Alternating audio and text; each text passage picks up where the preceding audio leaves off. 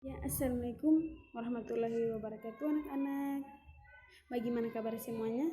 Alhamdulillah kalau baik semua ya. Sebelum kita melanjutkan materi, mari kita membacakan doa bersama. Berdoa dimulai. Berdoa selesai. Baik, langsung saja. Ibu akan membahas tentang problem based learning, yaitu pembelajaran yang berbasis masalah. Baik, masalah di sini Ibu akan bahas tentang masalah pencemaran lingkungan. Pencemaran lingkungan itu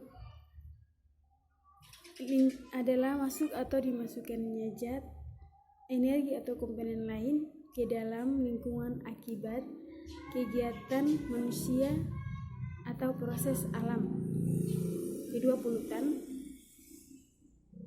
atau zat yang mengakibatkan pencemaran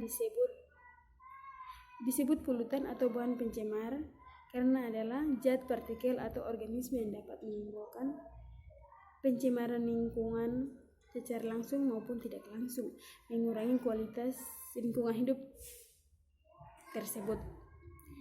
Dari penjelasan di atas, terdapat beberapa jenis bahan pencemar, antara lain polutan kimiawi adalah zat-zat kimia yang menyebabkan pencemaran seperti gas karbon dioksida CO2. Kedua, polutan fisik adalah zat air padat atau gas yang menimbulkan pencemaran seperti atau contohnya botol-botol plastik. Yang ketiga, polutan biologis adalah sebagai macam mikroorganisme penyebab penyakit seperti atau contohnya penyakit bakteri.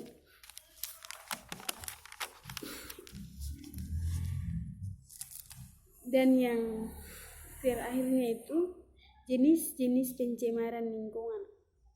Jenis-jenis pencemaran lingkungan di sini terdapat 5 jenis polusi. Yang pertama, polusi udara. Kedua, polusi air. Ketiga, polusi tanah. 4, polusi suara. Dan yang kelima, polusi cahaya. Dan pada penjelasan di atas terdapat masing-masing penjelasannya itu. Yang pertama, polusi udara. Itu adalah pencemaran yang terjadi di udara. Biasanya polutan tersebut berbentuk gas atau zat yang berbentuk karbon dioksida CO2, monoksida CO, dan lainnya. Yang kedua, polusi air adalah pencemaran yang terjadi di lingkungan air ketika zat atau substansi berbahaya masuk ke dalamnya. Contohnya polutan limbah air industri, pestisida.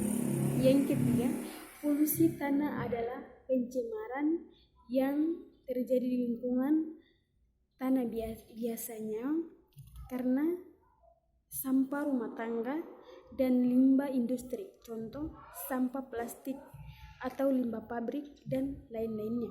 Yang keempat, polusi udara. Polusi suara, yaitu adalah pencemaran dalam bentuk gelombang suara yang biasanya berupa suara bising mengganggu pendengaran. Yang contohnya mesin kendaraan, mesin suara pabrik, mesin penebang pohon, dan lainnya. Yang kelima, polusi cahaya, yaitu adalah pencemaran akibat di mana ulah manusia biasanya berupa cahaya dengan intensitas terlalu besar sering terjadi